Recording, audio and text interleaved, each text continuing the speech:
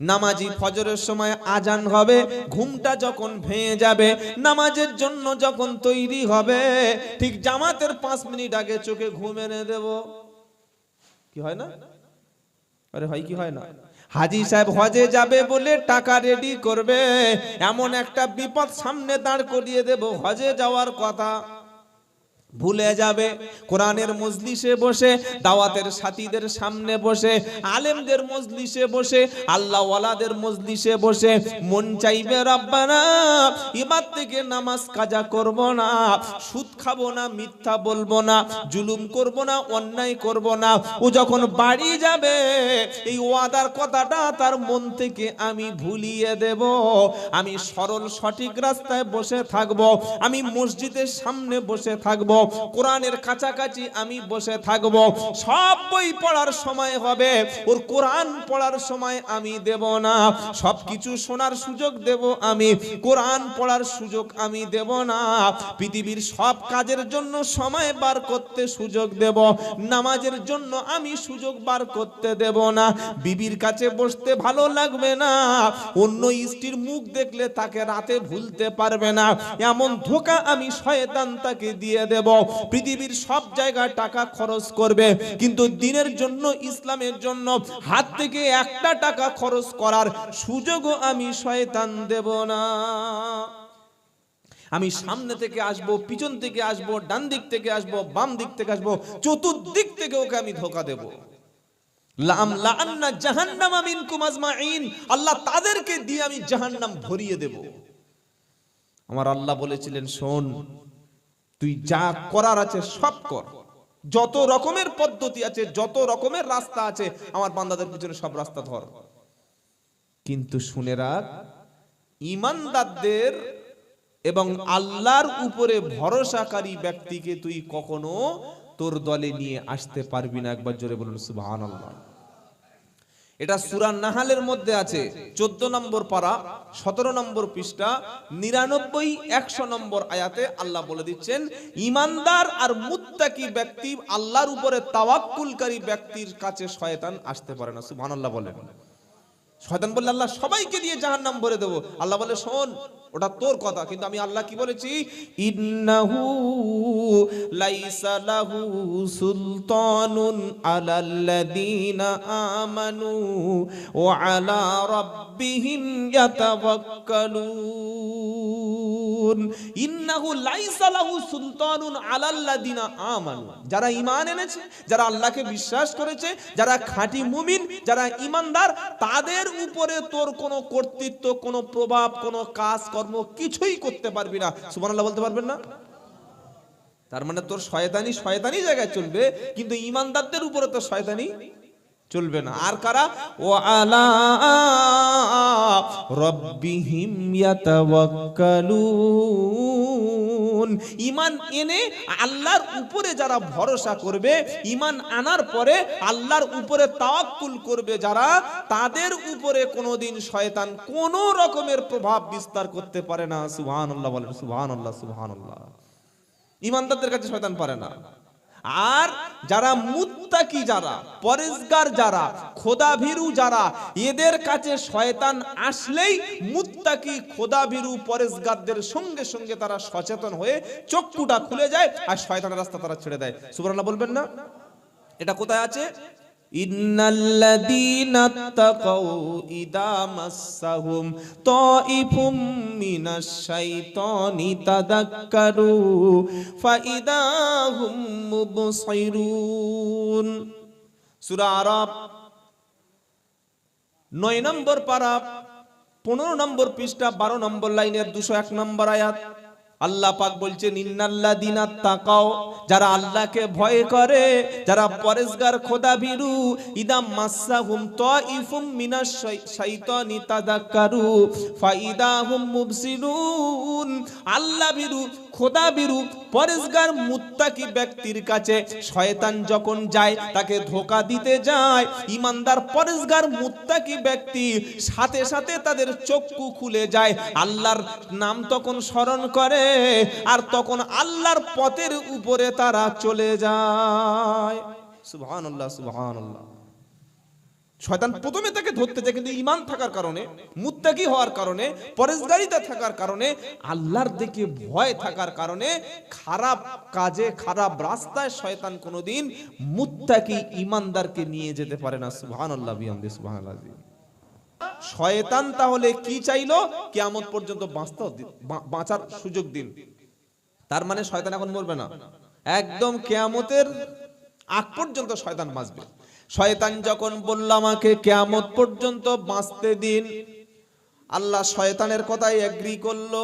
আল্লাহ বলল ক্বালা ইন্নাকা মিনাল মুনদারিন, ঠিক আছে তোকে কিয়ামত পর্যন্ত সুযোগ দিলাম। কে বললেন? আল্লাহ বললেন। শয়তান যখন বললে আমাকে কিয়ামত পর্যন্ত সুযোগ দিন, আল্লাহ বলে সুযোগ দিয়ে দিলাম। এবার শয়তান কি বলছে?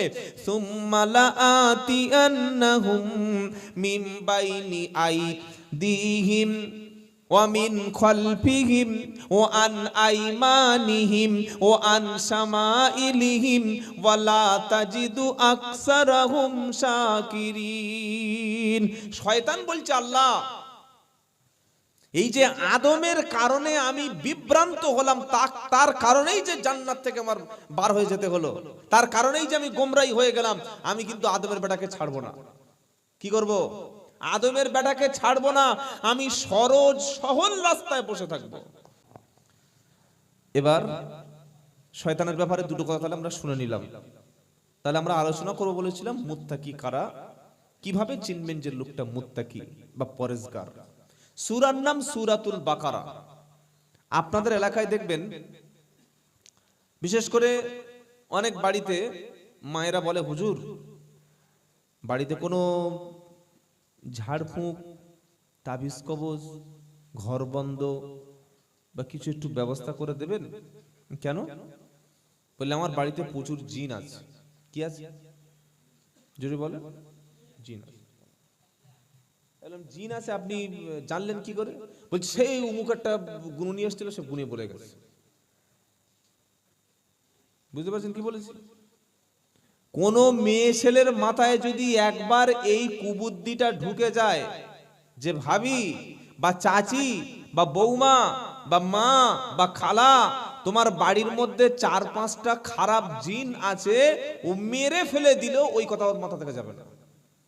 একবার যদি কোনো মৌলবি সাহেব বা কোনো গুরুনি যদি মাথা ধরে দিতে পারে, যদি একবার বলেছে তোমার বাস্তব দোষ আছে, বা তোমার ঘরের জায়গাটা খুব খারাপ, বা তোমার গাছে একটু পেঁচা বসে, বা তোমার বাড়ির মধ্যে কালো বিড়াল যাওয়া আসা করে, বাড়ির দোষ আছে, এটা যদি একবার কোনো মেয়ে ছেলেকে ভালো করে বুঝিয়ে দেওয়া যায়, জীবনে এই সন্দেহ আর কোনোদিন মাথা থেকে কাটানো যাবে না। কি বলেছি কথা বুঝতে পারছেন না? একটা সূরা আছে, এই সূরাটি আপনারা তেলাওয়াত করবেন। সূরাটার নাম হলো বাকারা, একদম কোরআনের প্রথম সূরা, সূরা ফাতিহার পরের প্রথম সূরা। আল্লাহর নবী সাল্লাল্লাহু আলাইহি ওয়াসাল্লাম বলেছেন যারা সূরা বাকারা তেলাওয়াত করবে, পড়বে যারা, দুষ্টু জিন, খবিশ, শয়তান যা কিছু আছে তার রুমে, তার বাসায়, তার ঘরে, তার বেডরুমে, তার ডাইনিং রুমে, তার ছাদের নিচে, ওই ঘরের মধ্যে দুষ্টু জিন, খবিশ, শয়তান কখনো প্রবেশ করতে, সুবহানাল্লাহ বলতে মন চায় না? এটা বললাম মানে কিছু যারা একটু ওই আমাদের অনেক পীর সাহেব আছে তাবিজের কোটো কোটো নিয়ে বসে থাকে, দেখবে আমি অনেক জায়গায় দেখেছি, সামনে 12-14টা কোটো নিয়ে বসে আছে, এরকম কোটো, তাবিজের কোটো। তো কোটোর ভিতরে আবার জেরক্স করা, তো হাতে লিখে দিয়েছে সেটা আলাদা জিনিস, জেরক্স।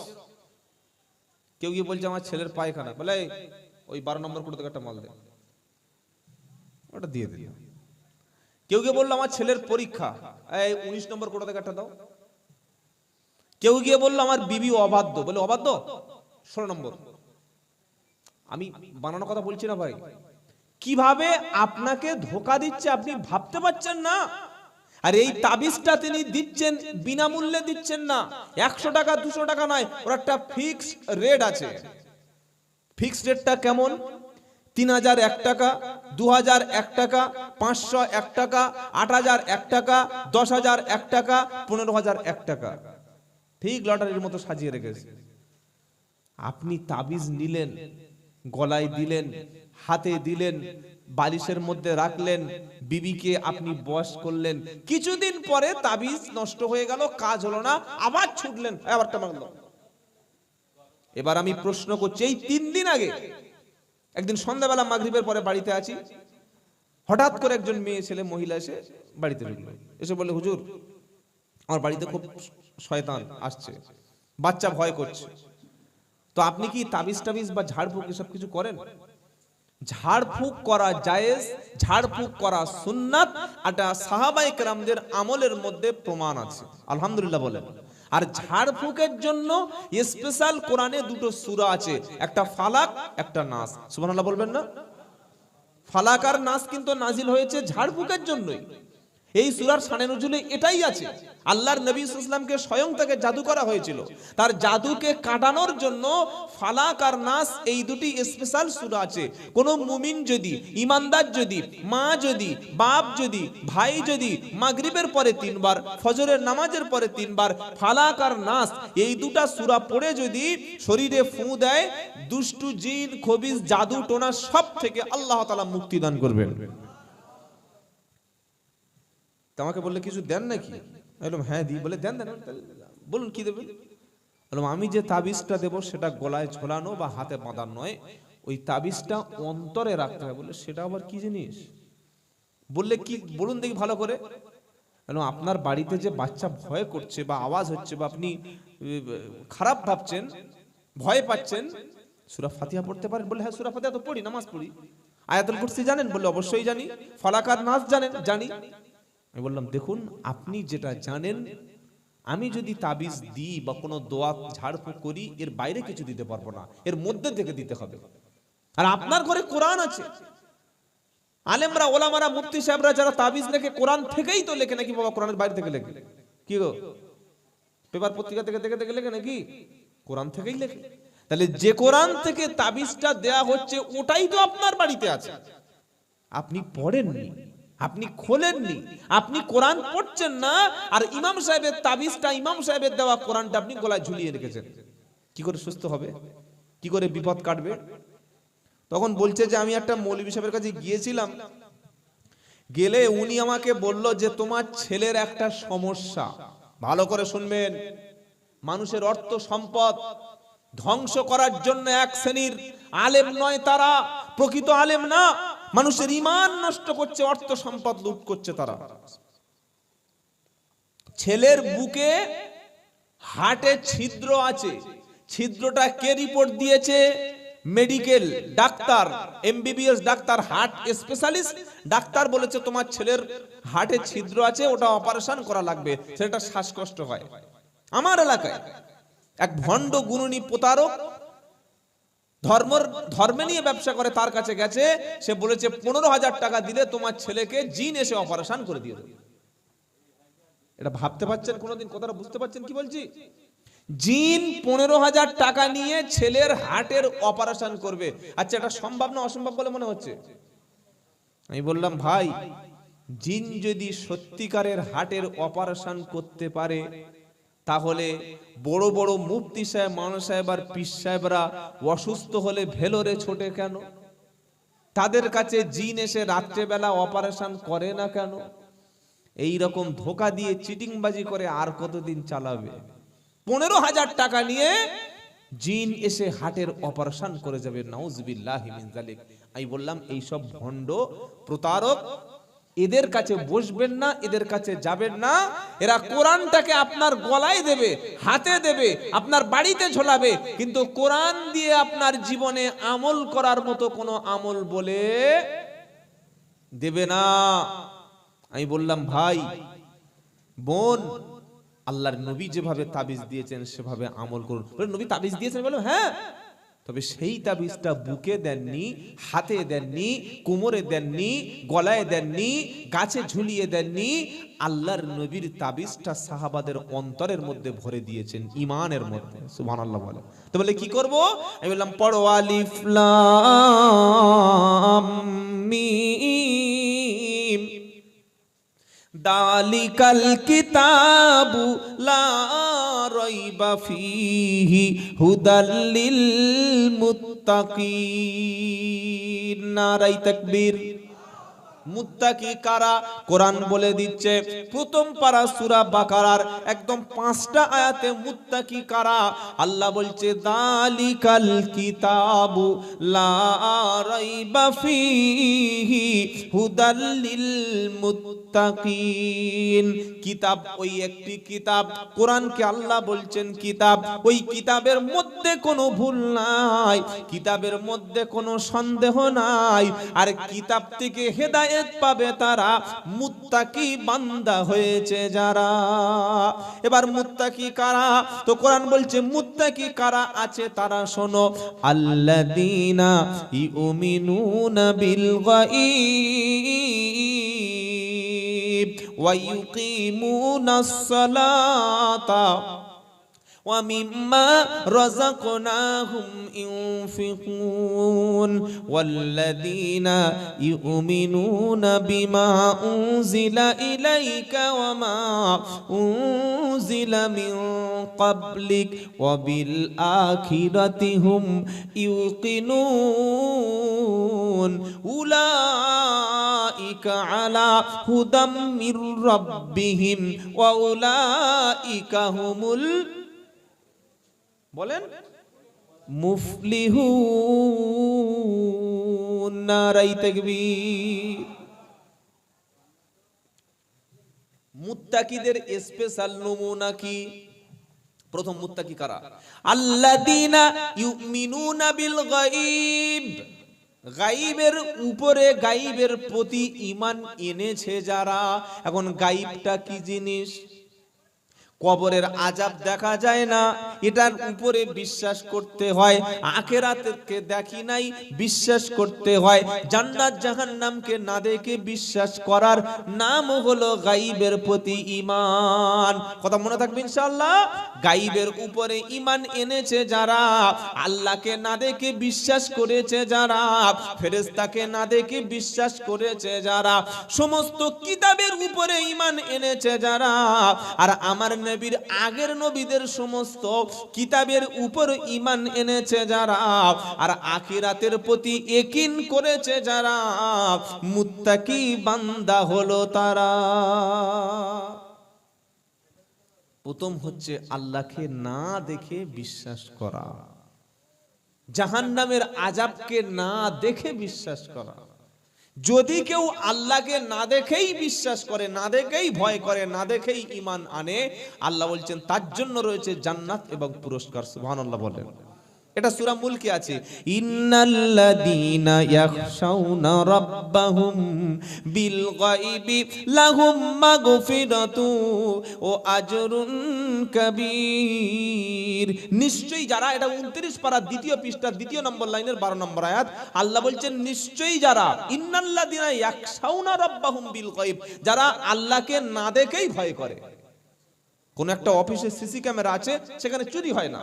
রাত্রেবেলা লাইট জ্বলছে, ওখানে অন্যায় হয় না। বাপ মা আছে তাই আমি এখানে অন্যায় করি না, এখানে কেউ নাই, এখানে কোনো কেউ দেখে না, সেখানে অন্যায় অপকর্মটা বেশি হয়। আমরা যখন পাপ করি, ডান দিকে দেখি, বাম দিকে দেখি, পিছনে দেখি, সামনে দেখি, কিন্তু একদিকে দেখি না। কোন দিকে বলুন তো? কোন দিকে দেখি না?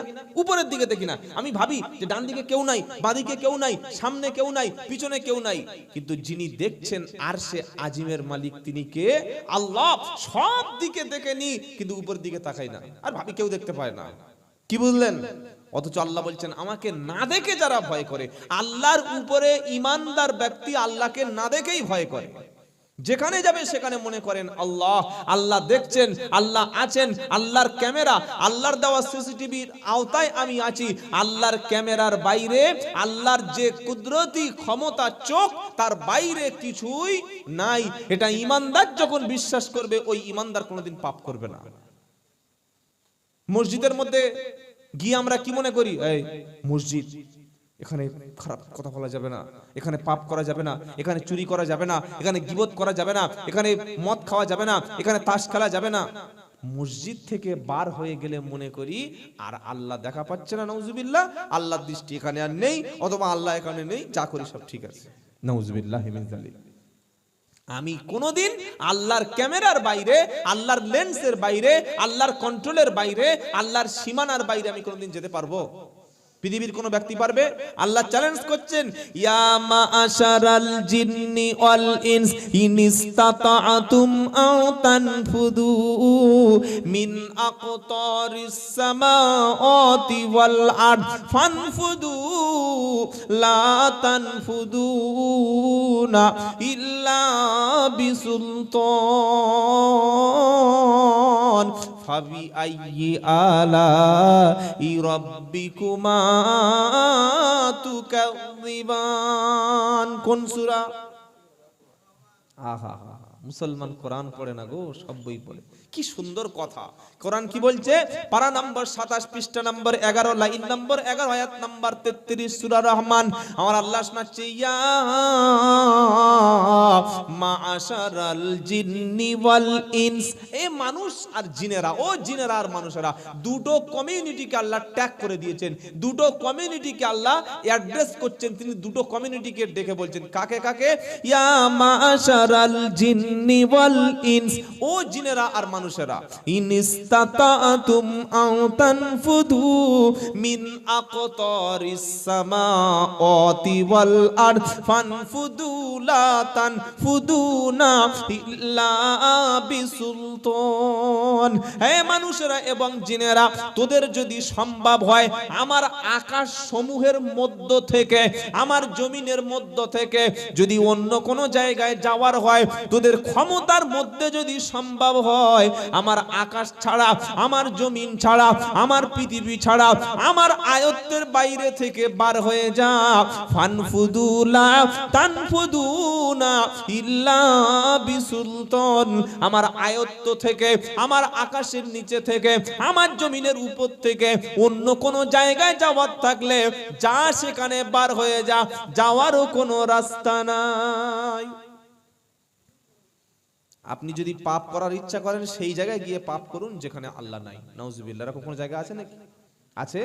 এমন একটা জায়গায় চলে যান যেখানে আল্লাহর ক্যামেরা নাই, আল্লাহর ফেরেশতারা নাই, আল্লাহ বুঝতে পারবে না। এরকম কোন জায়গা না আছে আসমানে, না আছে জমিনে, সবকিছু আল্লাহর কন্ট্রোলের মধ্যে। সুবহানাল্লাহ। সবকিছু কার কন্ট্রোলের মধ্যে? আল্লাহর কন্ট্রোলের মধ্যে। আমরা ফোনের মধ্যে অনেক সময় নোংরা ছবি দেখি। আচ্ছা, ওই ছবিগুলি, ওই খারাপ জিনিসগুলি আমরা কি আমাদের বাপের সামনে বসে দেখতে পারবো? মায়ের সামনে পারবো না। আমরা অনেক সময় গোপনে বসে বসে মানুষের পিছনে গীবত করি, অনেক সময় বসে বসে আমরা মানুষের বিরুদ্ধে ষড়যন্ত্র করি, অনেক সময় বসে বসে আমরা মানুষের দুর্নাম বদনাম করি। যেই ওই লোকটার সামনে চলে আসে, আসসালামু আলাইকুম ভাই, ভালো আছেন, চা খাবে? চিটিংবাজ একবার দেখেছেন? কত বড় চিটিংবাজ!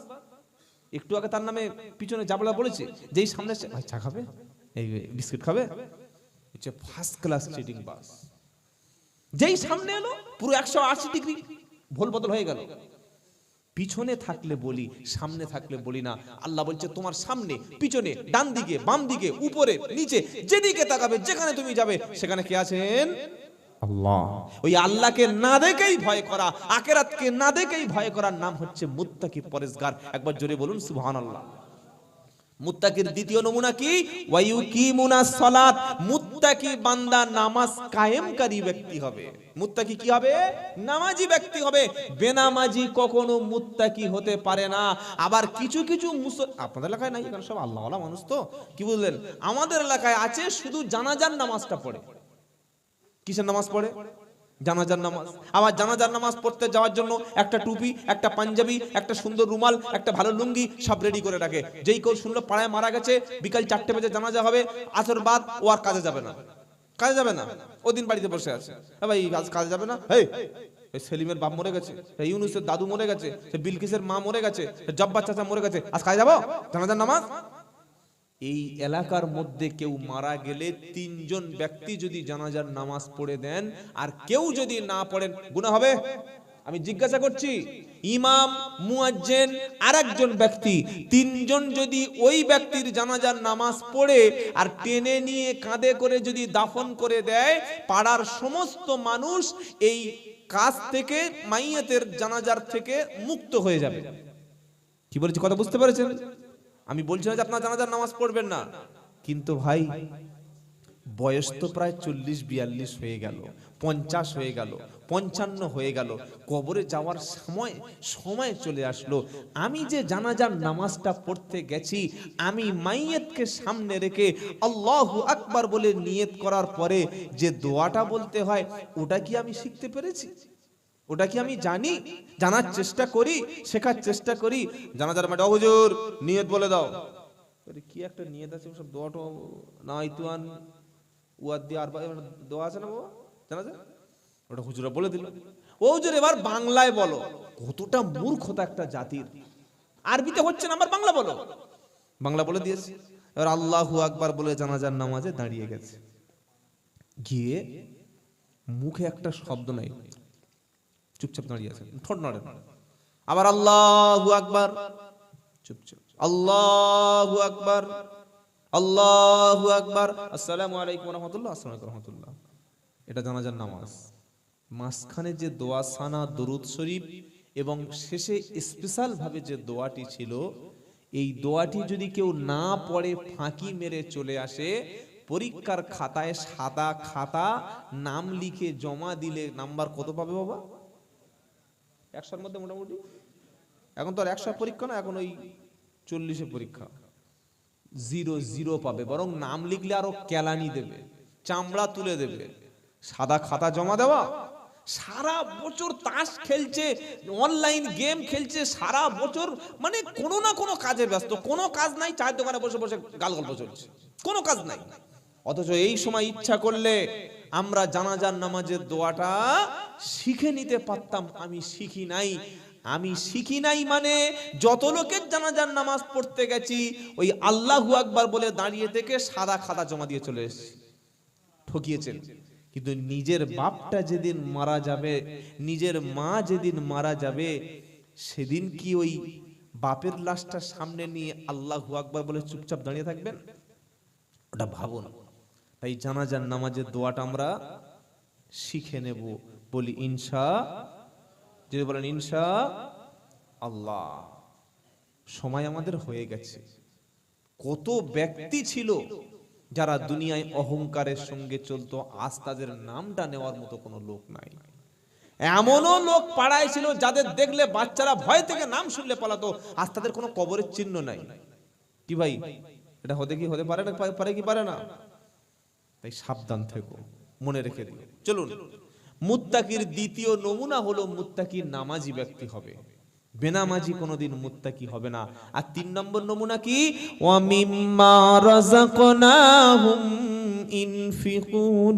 মুত্তাকি ব্যক্তি হবে দাতা, মুত্তাকি ব্যক্তি মাল খরচ করবে, মুত্তাকি ব্যক্তি গরিবকে সহযোগিতা করবে, মুত্তাকি ব্যক্তি প্রতিবেশীকে খেতে দেবে, মুত্তাকি ব্যক্তি কখনো বখিল হয় না, মুত্তাকি ব্যক্তি কখনো মাল জমায় না।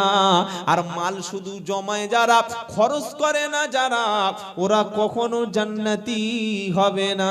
ওয়াইলুল লিকুল্লি হুমাযাতিল লুমাযা আল্লাযী জামাআ মালাউ ওয়া আদ্দাদা ইয়াহসাবু আন্না মালাহু আখলাদা।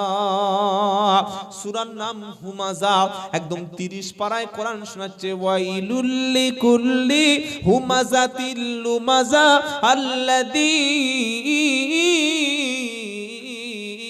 জামাআ মালাউ ওয়া আদ্দাদা। তাদের জন্য জাহান্নাম, তাদের জন্য ধ্বংস অনিবার্য। কাদের জন্য? যারা সামনে এবং পিছনে নিন্দা করে। আর 2 নম্বর, আল্লাযী জামাআ মালাও ওয়া আদ্দাদা। যারা মাল শুধু জমা করে, ব্যাংকে শুধু ডিপোজিট করে, মাসে মাসে বইটা আপডেট করে, ফোন পেটা চেক করে কত এ মাসে ইনকাম হলো, কিন্তু 1 টাকা খরচ করে না, গরিবের পিছনে খরচ করে। করে না, পাড়ায় গরিবের মেয়ে বিয়ে হচ্ছে হাত পাচ্ছে দেয় না, অসুস্থ ব্যক্তির চিকিৎসার জন্য একটাও টাকা দেয় না। কিন্তু প্রতি বছর উমরায় যায়, উমরায় যাওয়া নফল, হজ জীবনে একবার করা ফরজ। আপনার গ্রামে অসুস্থ ব্যক্তি থাকলে তার চিকিৎসার জন্য আপনি পয়সা দেবেন।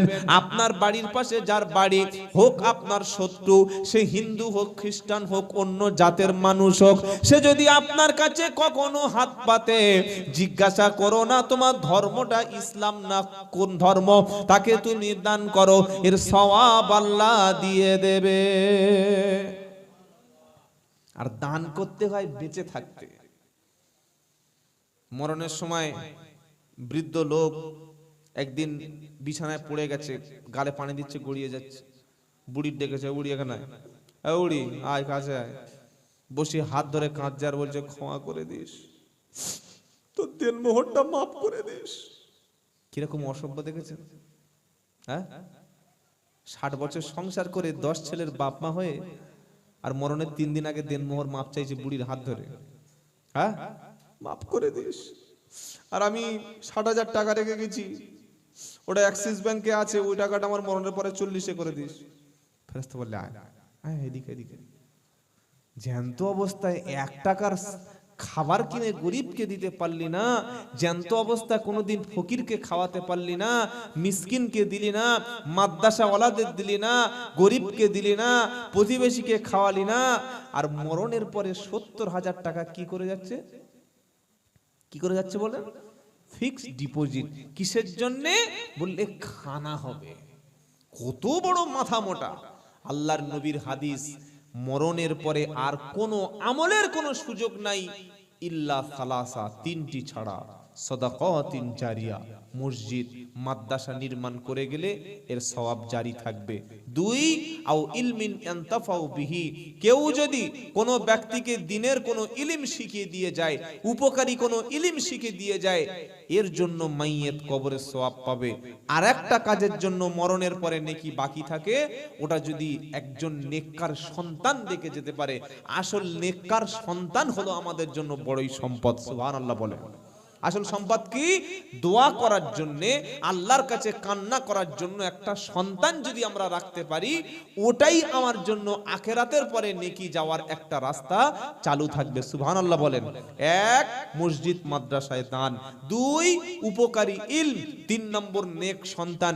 নবী বলে গেছেন 3টি করো। আর আমাদের সমাজের মানুষ, আপনাদের এলাকায় মনে হয় নিশ্চয়ই হয় না, তবে আমাদের এলাকায় এখনো আছে, মরে যাওয়ার পরে 1 লাখ 1.5 লাখ টাকা খরচ করে 40-50টা হাঁড়ি রান্না করে লোক খেয়ে একদম পুরো ধুনে দিয়ে চলে যাচ্ছে। কি হচ্ছে রে? বললে সুন্নাত চাচার খানা চলছে। আচ্ছা বলুন তো ভাই, এই খানাটা মাইয়েতের কি কাজে লাগবে?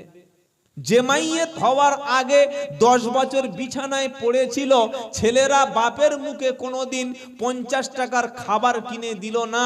বাপ বলছে, বাবা খুব ইচ্ছা হচ্ছে একটু খাসির মাংস, হাই বুড়ো সব বুড়ো বসে খাসির মাংসকে পায়খানা করলে কে ধুইবে? এরকম কথা বলে বাপকে বিছানায় শুইয়ে রেখেছে যারা, এই বাপের মরণের পরে খানা করেছে যারা, বাপের কুলঙ্গার সন্তান তারা নয়? হ্যাঁ, বেঁচে থাকা অবস্থায় তোমার বাপকে খাওয়াতে পারলে না, বেঁচে থাকা অবস্থায় মাকে খাওয়াতে পারলে না, বেঁচে থাকা অবস্থায় বাপকে চিকিৎসা করাতে পারলে না, বেঁচে থাকা অবস্থায় বাপের একটা ভালো জুতো কিনে দিতে পারলে না, আর মরণের পরে ওই টাকাটা ঘুরটা করে পাড়ার সবাইকে দাওয়াত করে আর খানা হচ্ছে। আর খানার দিন লোক খায় আর কাঁদে তো, কথা বলে না? যেদিন লোক খায় খানার সময়, বিসমিল্লাহ ওয়ালা বারাকাতিল্লাহ, খুব ভালো রান্না, কাঁদে দেখেছেন? কাঁদে, খাচ্ছে আর হাসছে, এই 2 পিস আলু দে, এই চিকেনটা দে, এই আইসক্রিম আছে দে দে দে। তার মানে মরণের পরে আনন্দে সবাই ফেটে পড়েছে। ওর ছেলেরা এত আনন্দ করছে, আনন্দে লোকের খাওয়াচ্ছে। ছি ছি ছি ছি ছি, নাউজুবিল্লাহ। আল্লাহর কসম করে বলছি, মাইয়েতের উদ্দেশ্য করে যে খানা, এটার নাম হচ্ছে সদকা। এই খানাটা কোন সভ্য ঘরের মানুষ খেতে পারে না। আমাদের ওস্তাদেরা, অনেক ওস্তাদ নিষেধ করেছে যে বাবা, ছাত্র জীবনে বলতো যে জীবনে তোমরা কখনো কোনো মাইয়েতের মৃত বাড়ির খানা খাবে না। মাইয়েতের উদ্দেশ্য করে যে খানা দেওয়া হয় ওটা সদকা, ওটা দিল মুর্দা হয়ে যায়, ওটা গরিবের হক, এতিমের হক, মিসকিনের হক। আপনারা খানাটা না হয় তো? হ্যাঁ হয়। তাহলে আমার আজকে আর পয়সা টয়সা দেবে না বলে মনে হচ্ছে। কি বুঝলেন বাবাজিরা, আল্লাহ ভাইরা? তিনটি কাজ করবেন। কটা কাজ করবেন? মসজিদে কাজ করে দেবেন, মসজিদে নামাজ পাঠি কিনে দেবেন, মসজিদে ওই কোরআন শরীফ কিনে দেবেন, বাচ্চাদের মাদ্রাসায় কোরআন কিনে দেবেন, একটা এতিম মানুষকে আলেম হওয়ার দায়িত্ব নিয়ে নেবেন, কিংবা কোনো মানুষকে কিছু দোয়া শিখিয়ে দেবেন, কিংবা আপনি একটা রাস্তা একটা কল বসিয়ে দিলেন, একটা রাস্তা ভেঙে গেছে সারাই করে দিলেন, রাস্তার পাশে গাছ বসিয়ে দিলেন, গরিবের একটা ঘর বেঁধে দিলেন, একটা মেয়ের বিয়ে হচ্ছে না বিয়ের ব্যবস্থা করে দিলেন, কিংবা কিছুই না পারেন একটা কোরআন কিনে অন্তত মাদ্রাসায় দিন। এর নেকিটা আপনার আব্বা কবরে শুয়ে শুয়ে পাবে। সুবহানাল্লাহ বলবেন না? আর আমরা বললাম তুই বুড়ো একবার মর, 40-এর দিন যা খাওয়া তোর নাম করে খাবো, বাপের নাম এমনি ভুলে যাব। নাউযুবিল্লাহি মিন যালিক। তাহলে মুত্তাকি ব্যক্তি কি করে? তার জমানো অর্থ শুধু আল্লাহ রাস্তায় ব্যয় করে। আর আল্লাহ বলছে মরণ আসার আগে দাও, কারণ কোরআন হচ্ছে বিশুদ্ধ কিতাব। আল্লাহ শুরুতেই বলেছেন যালিকাল কিতাবু লা রাইবা ফীহি, ওই সেই কিতাব যার মধ্যে ভুল নাই, সন্দেহ নাই, বৈপরীত্য নাই, কোন রকমের সামান্য একটা লফজ, একটা ওয়ার্ড, একটা বাক্য, একটা আয়াত, একটা অক্ষর পর্যন্ত যার মধ্যে ভুল নাই। সুবহানাল্লাহ বলতে ইচ্ছা করে না? তাহলে যেটা সঠিক কিতাব আমি তো সেটাই মানব। আমি আগে তো কোরআন শরীফ পড়ব, আগে তো আল্লাহ রসুলের উপরে যে নাজিলকৃত কিতাব সেটাই তো আমি তেলাওয়াত করব। আল্লাহ আমাদের সবাইকে কোরআন শিক্ষার ব্যাপারে সচেতন হওয়ার তৌফিক দান করুক। সকলে বলুন আল্লাহুম্মা আমিন। আজকের আমরা যে বিষয়ের উপরে কথা বলবো সে বিষয়টি হলো আল্লাহর মুত্তাকি বান্দা হচ্ছে কারা। কয়েকটা কথা বলবো, বেশি নয়। বেশি বক্তব্য শুনে আর ফজরের নামাজ কাজা করে এই জলসা দেয়াতে উম্মতের কোনো কামিয়াব নাই। তবে সবচাইতে আশ্চর্য লাগে এটা, যারা চাঁদা দিয়ে, টাকা দিয়ে, পয়সা দিয়ে জলসা দেয় তারাই জলসায় বসতে চায় না। কি বলছি কথা বুঝতে পারছেন না? বুকে ব্যাজ মেরে ঘুরছে, পাড়া থেকে চাঁদা তুলেছে, জলসা দেওয়ার নামে ফেস্টুন করেছে, ব্যানার করেছে, কিন্তু তারা জলসার দিনে শালি নিয়ে, অন্যান্য বান্ধবীদেরকে নিয়ে তারা ফুর্তি করছে, বাড়িতে বসে বসে এনজয় করছে, আর বলছে ওই তো বক্তব্য হচ্ছে, জলসা হচ্ছে। তো ওটা জলসা হচ্ছে না মুরগির ঝলসা হচ্ছে? কোনটা হচ্ছে? আমাকে তো বসতে হবে এখানে, আমাকে তো আসতে হবে। অনেকে বলবে না হুজুর এতগুলো মাইকে আওয়াজ হচ্ছে, বাড়িতে বসে বসে তো জলসা শোনা যায়, বাড়িতে বসে বসে জলসা শোনা যায়। মনে রাখবেন, বাড়িতে বসে শোনা যায় কিন্তু ওতে হেদায়েত পাওয়া যায় না। তার প্রমাণ কি? 26 নম্বর পারা, 19 নম্বর পৃষ্ঠা, 3 নম্বর লাইন, 37 নম্বর আয়াত, সূরার নাম কফ। আল্লাহ বলছেন যে কোরআন থেকে কারা হেদায়েত পাবে? সবাই কোরআন থেকে হেদায়েত পাবে না, সবাই কোরআন শুনবে কিন্তু হেদায়েত সবাই কারা পাবে?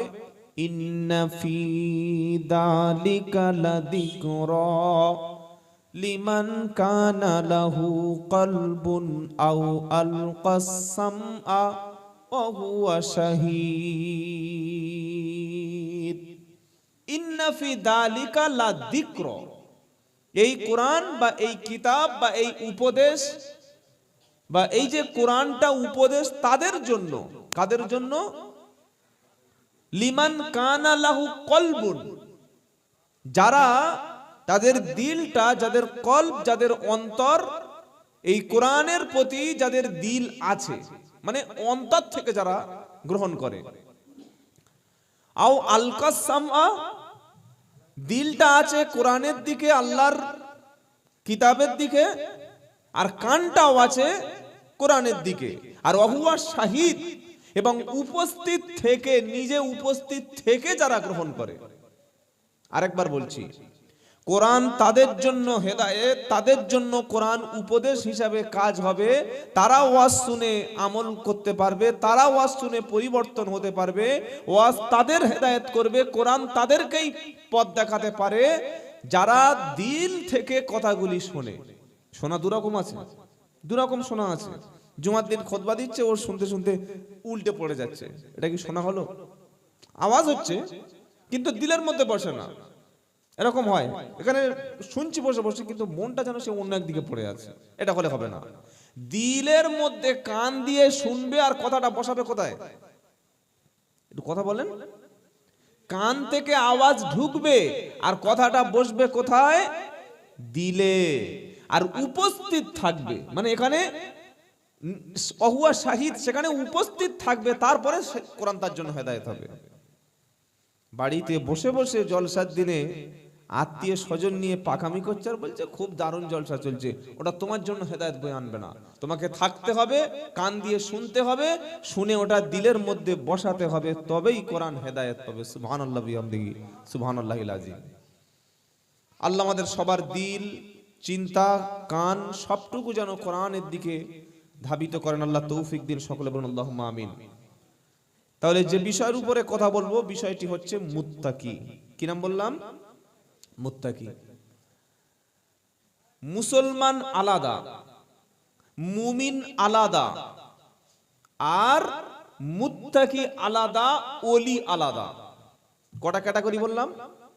1 নম্বর মুসলমান বলেছি, 2 নম্বর হচ্ছে মুমিন, 3 নম্বর হচ্ছে মুত্তাকি, আর 4 নম্বর হলো ওলি। 4 নম্বর কি বললাম? ওলি।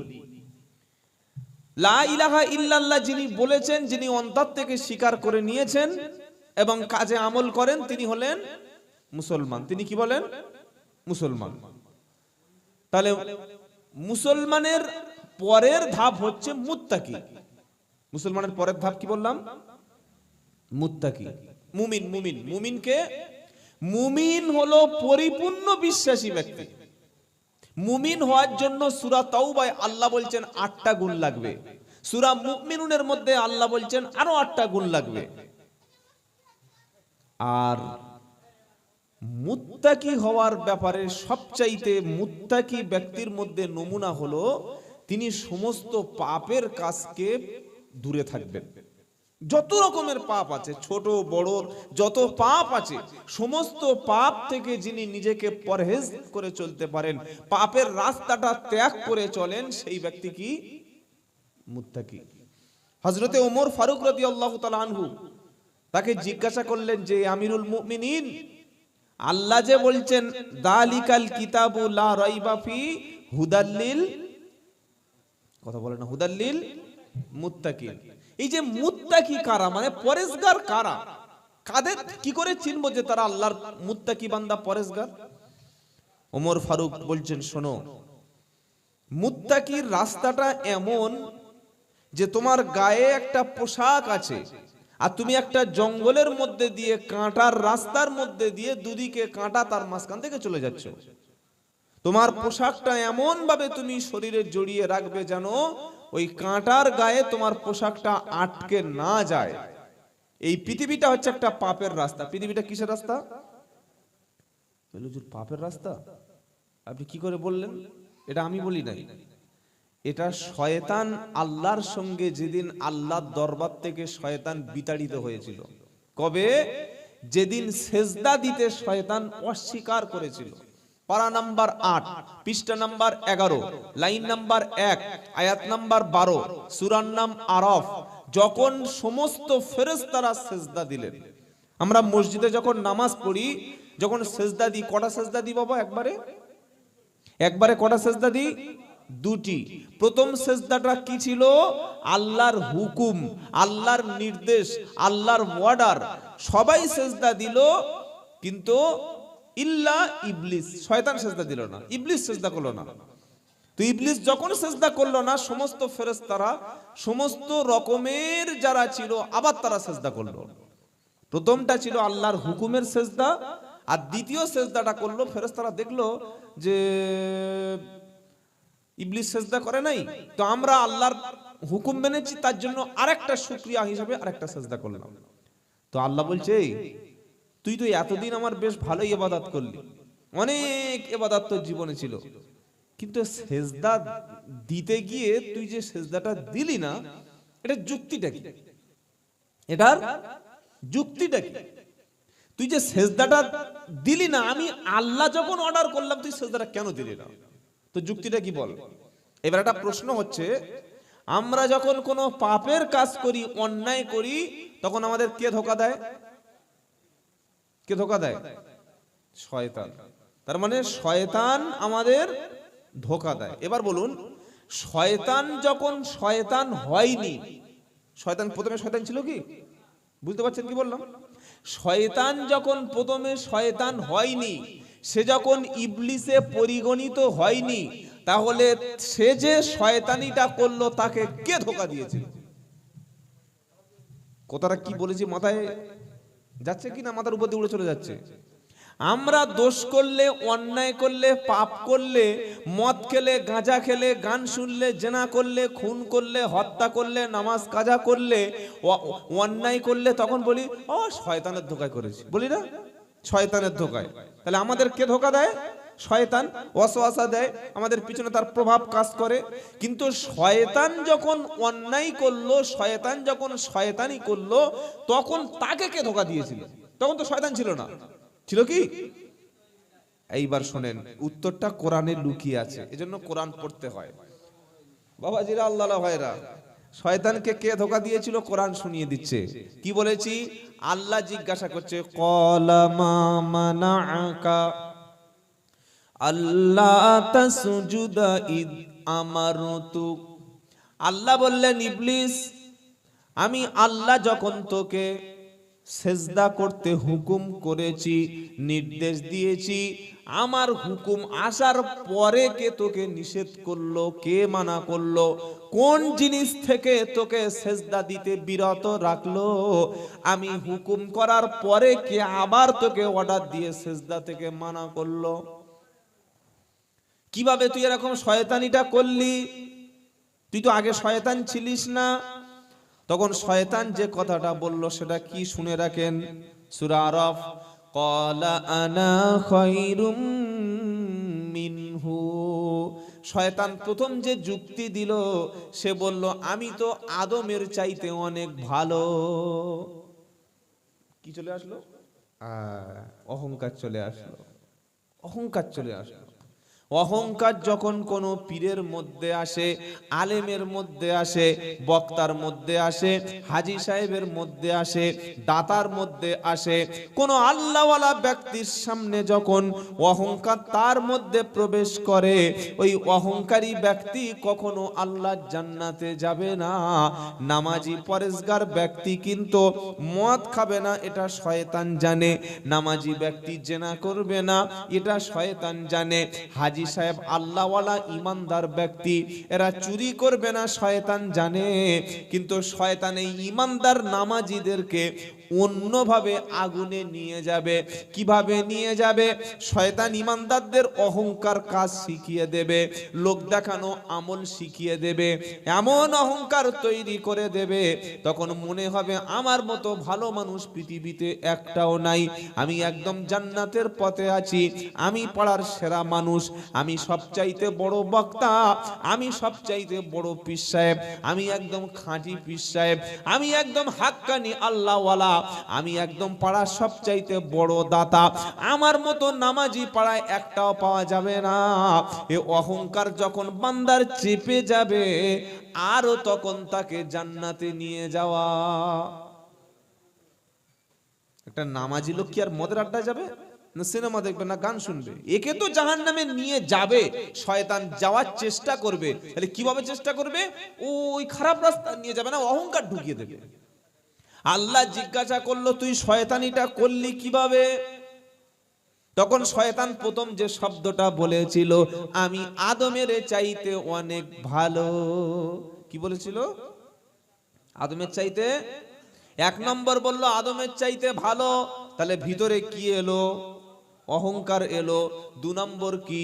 শয়তান তখন বলল খলাকতানি মিন নারি ওয়া খলাকতাহু মিন তিন। শয়তান তখন বলল আদম মাটির তৈরি আর আমি তো আগুনের তৈরি। আগুনের ধর্ম হলো উপরের দিকে উঠে যাওয়া, মাটির ধর্ম হলো নিচের দিকে নেমে যাওয়া। সুতরাং মাটির সামনে আগুন কখনো নিচু হতে পারে না। এই অহংকার আর হিংসা শয়তানকে শয়তান বানিয়ে ফেললো। কথা মনে থাকবে ইনশাআল্লাহ। শয়তান তো আমাদের ধোঁকা দেয়। শয়তানকে কে শয়তানি করতে বাধ্য করলো? তার অহংকার, তার হিংসা, তার তাকাব্বুর, তার রিয়া এবং নিজের যে এত হার্ড ইগো, এত কঠিন মনের মধ্যে মানে অহংকার এসে গেল যে মাটির তৈরি আদমের সামনে আমি সিজদা দেব। এই অহংকারে তার পতন হয়ে গেল। আল্লাহ পাক বললেন ক্বালা ফাকরুজ মিনহা, তুই অহংকার করবি আর আমার দরবারে থাকবি, এটা কখনো আমি মেনে নেব না। এখান থেকে তুই এখনই বার হয়ে যা। কথাটা কার? আল্লাহর। আল্লাহ বললেন বার হ। শয়তান বলছে বার হব, কিন্তু একটা শর্ত আছে। কি আছে? শর্ত আছে। কি শর্ত? ক্বালা আনদিরনি ইলা ইয়াউমি ইবআসুন। শয়তান বলল আমাকে কিয়ামতের দিন পর্যন্ত বাঁচতে দিতে হবে, আমাকে কিয়ামত পর্যন্ত সুযোগ দিন। তার মানে 2025 সালে এখনো শয়তান। তবে আপনাদের একটু যেন খড়ুই নাকি খড়ুই, রামেশ্বরপুর খড়ুলে শয়তান নাই। কোথায় আছে দেখেছেন কি গো বাবাজিরা? রামেশ্বরপুর খড়ুলে শয়তান নাই। যদি থাকে কিন্তু ধরা খুব কঠিন। তবে শয়তান আপনাদের আজকে চিনিয়ে দিয়ে তবে যাব, মনে রাখবেন ইনশাআল্লাহ। শয়তান প্রথম বলল আমাকে কিয়ামত পর্যন্ত বাঁচার সুযোগ দিন। এবার দুনিয়ায় যারা পাপী, যারা নরাদম, স্বৈরাচার, যারা জালিম, যারা তারা কিন্তু কেউ কম বয়সে মরে না। ফেরাউন 400 বছর বেঁচে ছিল, নমরুদ ওরকম কয়েক শত বছর বেঁচে ছিল, আবু জাহেলের অবস্থাও তাই। পৃথিবীর বড় বড় দুশমনগুলি, বর্তমান বিশ্বের বড় বড় সন্ত্রাসী যারা, বড় বড় ঈমান এবং ইসলামের দুশমন যারা, তাদের হায়াত যত বাড়ছে যেন আরো জওয়ানি ভাব প্রকাশ পাচ্ছে, যেন আরো জওয়ান জওয়ান লাগছে। কি বুঝলেন বলেন? শয়তান প্রথম চাইলো যে আল্লাহ আমাকে বেশি দিন বাঁচতে দিতে হবে। যারা আখিরাত চায় না তারা দুনিয়ার জিন্দেগিতে সন্তুষ্ট থাকে, আর আখিরাত চায় না যারা দুনিয়াতে বেশি দিন বাঁচতে চায়। জোরে বলেন। কোরআন শোনাচ্ছে ইন্নাল্লাযীনা লা ইয়ারজুনা লিকাআনা ওয়া রাদু বিল হায়াতিদ দুনিয়া ওয়া তামান্নু বিহা ওয়াল্লাযীনা হুম আন আয়াতিনা লাগাফিলুন। সূরা ইউনূস 11 নম্বর পারা 7 নম্বর পৃষ্ঠা 1 নম্বর লাইনের 8 নম্বর আয়াত। আল্লাহ বলছেন কিয়ামতের দিন আমি আল্লাহ আমার সঙ্গে সাক্ষাৎ করতে চায় না যারা, তারাই কেবলমাত্র দুনিয়ার জীবনেই তারা সন্তুষ্ট থাকে। আর ঈমানদার মুমিন ব্যক্তি সব সময় আল্লাহর সঙ্গে সাক্ষাৎ করার জন্য তৈরি থাকে। সুবহানাল্লাহ বলে। ও 20 বছরে মরলেও রেডি, 25 বছরে মৃত্যু হলে রেডি। মরণ ইমানদারের জন্য গিফট, মরণ ইমানদারের জন্য হাদিয়া, মরণ ইমানদারদের জন্য উপহার। কিসের উপহার? আল্লাহর জান্নাতে যাওয়ার জন্য। মৃত্যুটাই আমাদের জন্য উপহার। সুবহানাল্লাহ বলে। ইমানদারের জন্য মরণটা বিপদ না, ইমানদারের জন্য ঈমান না থাকাটাই সবচাইতে মারাত্মক ব্যাপার। আমরা ও বাবা মরে যাবো, ও বাবা মেরে দেবে, ও বাবা হক কথা বলা যাবে না, ও বাবা এই মরণ কি? মরণটা হচ্ছে আমাদের জন্য উপহার।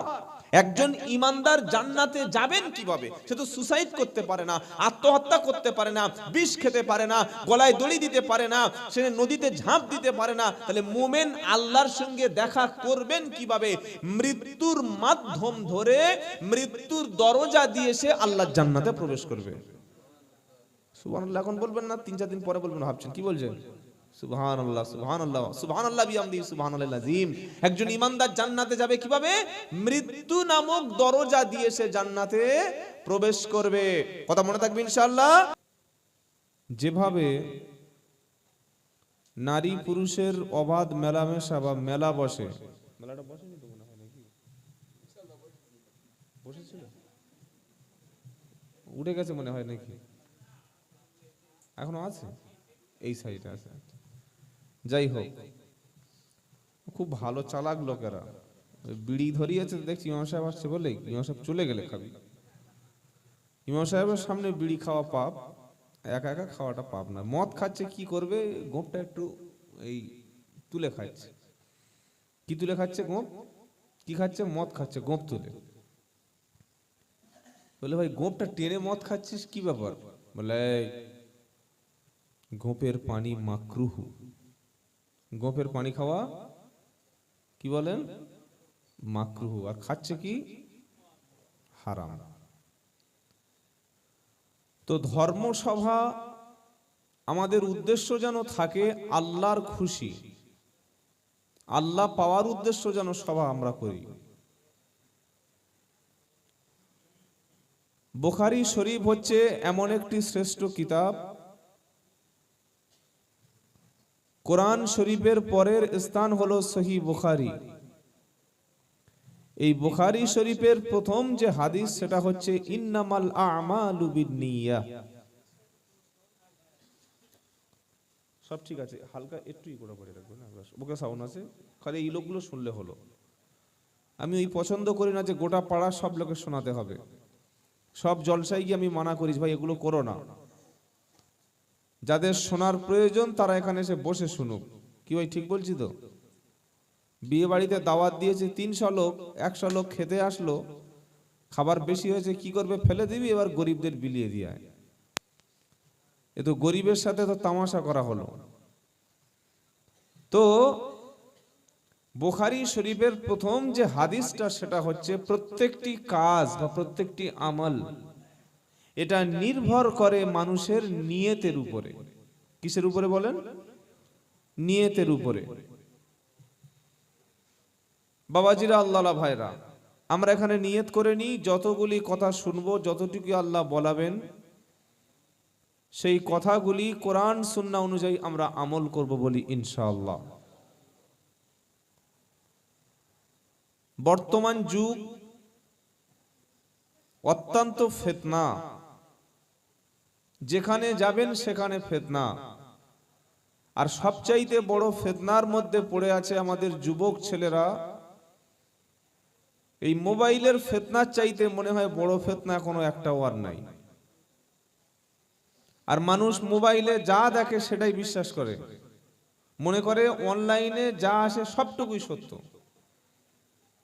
আপনি কি জানেন, অনেকেই জানেন যে একটা ইমাম সাহেব, একটা মুফতি সাহেব একটা ভালো মানুষের ছবিটা, ভিডিওটা নিয়ে একটা নোংরা নারীর সঙ্গে মিলিয়ে মিশিয়ে দিয়ে একটা খারাপ ভিডিও তৈরি করে অনলাইনে বাজারজাত করা যায়। এটা এখন করা সম্ভব।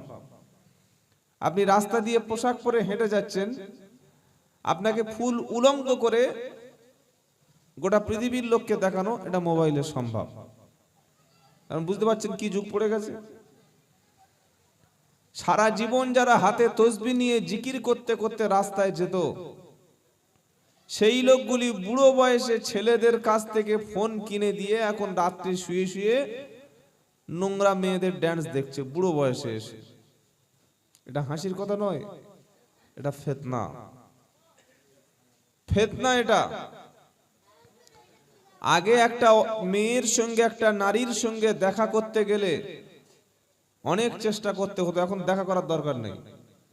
তার গোটা শরীর দেখার জন্য একটা মেয়ে ছেলের হাতে একটা ফোন থাকবে, বেটা ছেলের হাতে একটা ফোন থাকবে, ঘরের দরজা বন্ধ, ভিডিও কল করলে সবকিছুই দেখিয়ে দেবে ফ্রি অফ কস্ট, বিনা পয়সায়। নাউজুবিল্লাহ বলবেন না? এটা হচ্ছে সেই জামানা, এটা সেই জামানা। আগে একটা আলেমের কাছে গিয়ে মানুষ দিন শিখতো, এখন মোবাইলে বসে বসে দিন শিখছে। মোবাইলে, হ্যাঁ, মোবাইলে বসে বসে আপনি ওয়াজ শুনুন, গোনা নাই। আপনি হাদিস কোরআনের কথা শুনুন, গোনা নাই। কিন্তু মোবাইলের সব বক্তার বক্তব্য কি শোনা যাবে? কোন বক্তার বক্তব্য শোনা যাবে আর যাবে না, এটা হাক্কানি আলেমদের জিজ্ঞাসা করবেন।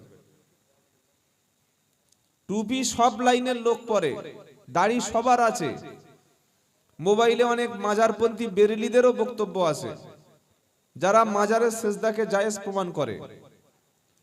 মোবাইলে অনেক কাদিয়ানীদের বক্তব্য আছে, যারা আল্লাহর নবী সাল্লাল্লাহু আলাইহি ওয়াসাল্লামের পরে গোলাম আহমদ কাদিয়ানীকে নবী বলে মনে করে, তাদেরও বক্তব্য আছে। অনেক শিয়া, অনেক খারেজি, রাফেজিদের বক্তব্য আছে। আপনি বক্তব্য শুনুন, কুরআন এবং সুন্নাহর পক্ষে যারাই কথা বলবে এই কথাগুলি আপনারা গ্রহণ করবেন। কুরআন আর সুন্নাহর বাইরে গিয়ে যত বড় মুফতি সাহেব, মাওলানা সাহেব, পীর সাহেব কথা বলুক, ওটা মেনে নেওয়া, জোরে বলেন, যাবে না।